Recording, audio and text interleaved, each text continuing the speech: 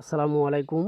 আজকে আমি আলোচনা করব, অনেক ভাইয়েরা গাভীন গরুকে কৃমি ট্যাবলেট খাওয়াতে ভয় পান। তো মনে করে থাকেন যে গরু ৩ মাস, ৪ মাস, ৬ মাস অথবা ৭ মাস গর্ভবতী হয়েছে। তো কৃমির ট্যাবলেট খাওয়ালে হয়তো পেটের ভেতরে বাচ্চা এবং বাছুর মারা যেতে পারে অথবা গরুর সমস্যা হতে পারে। তো এইরকম অনেক ভাইয়েরা ও মনে করে থাকেন এবং ভয় পান। তো যাই হোক, আজকে আমি আপনাদেরকে যে কৃমি ট্যাবলেট দেখাবো, আপনারা নো টেনশনে নো চিন্তায় আপনাদের গরুকে খাওয়াবেন। ইনশাআল্লাহ দেখবেন 100% আপনাদের গরুর কোনো সমস্যা হবে না। আমি গ্যারান্টি দিচ্ছি। তো যাই হোক, আমি এখন ট্যাবলেট দেখাবো। এই যে এলটিভেট, এই এলটিভেট কৃমির ট্যাবলেটটি খুব ভালো ট্যাবলেট। এইটা গর্ভবতীকে গাভীন গরুকে খাওয়ানো যায়, কোনো সমস্যা নেই।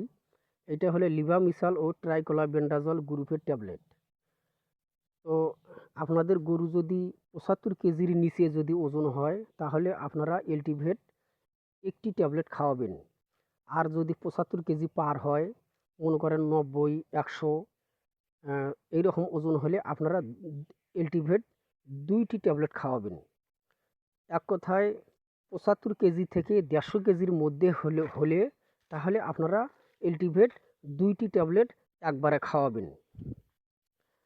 ২টি ট্যাবলেট একবারে। তো আপনারা যদি এলটিভেট ট্যাবলেটটি না পান, অনেক সময় দেখা যায় এলটিভেট ডিএস ট্যাবলেট পাওয়া যায়।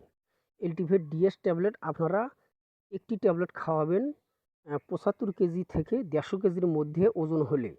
এলটিভেট ডিএস এর কাজ, ও একটি ট্যাবলেট খাওয়ার মানেটা হচ্ছে এলটিভেট ২টি ট্যাবলেটের কাজ করবে এলটিভেট ডিএস একটি ট্যাবলেট।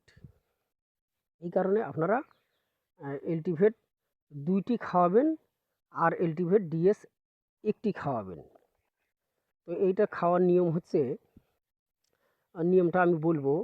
তো আপনাদের গরু যদি ৪ মাস, ৫ মাস, ৬ মাস অথবা ৭ মাসের নিচে যদি গাভীন হয়ে থাকে, তাহলে আপনারা নো টেনশনে এই ট্যাবলেটটি খাওয়াবেন, এই ট্যাবলেট। তো আপনারা সকালবেলা খালি পেটে আপনারা ২টি ট্যাবলেট খাওয়াবেন। খাওয়ানোর পরে ২ ঘন্টা না খাওয়াইয়া রাখবেন। তারপরে আপনারা ২ ঘন্টা পরে অন্য খাবার দিবেন, যেকোনো খাবার। আপনাদের গরুকে এই এলটিভেট ট্যাবলেট, গাভীন গরুকে ২টি ট্যাবলেট খাওয়াতে হয় এলটিভেট, আর ডিএসটা হলে একটা। যাই হোক, আমি বলবো ৭ মাসের নিচে যদি থাকে তাহলে আপনারা কৃমি ট্যাবলেট খাওয়াবেন, ৭ মাসের নিচে। যাই হোক, আমার ভিডিও দেখে আপনাদের ভালো লাগলে সাবস্ক্রাইব করবেন, লাইক কমেন্ট অবশ্যই করবেন। আসসালামু আলাইকুম।